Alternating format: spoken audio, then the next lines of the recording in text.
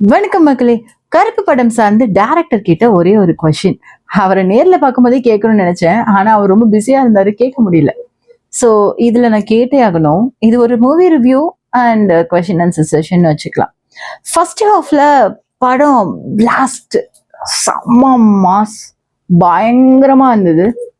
Second ஹாஃப்ல ஒரு படமா பார்த்து என்ஜாய் பண்றதுக்கு சூப்பர்.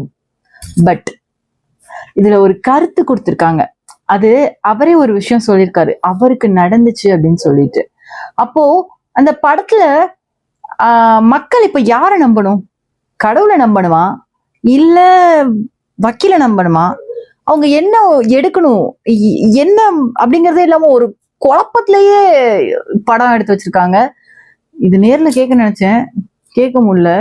இது அவருக்கு போகுமா என்னன்னு தெரியல. அவரே சொல்லியிருக்காரு இது அவர் வாழ்க்கையில நடந்ததுன்னு. கேக்குறீங்களா?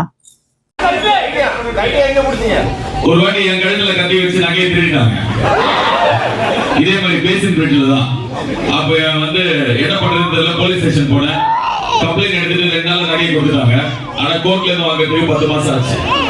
சோ அப்ப யோசிச்சேன், இது மாதிரி ஏதாவது அப்ப சினிமால வர தெரியாது. சோ சினிமால வந்ததுக்கு அப்புறம் இதை வச்சு படம் எடுக்கணும்னு யோசிச்சேன். சூர்யா சார் நல்லா அது வந்து படமா உங்க முன்னாடி வந்திருக்கு.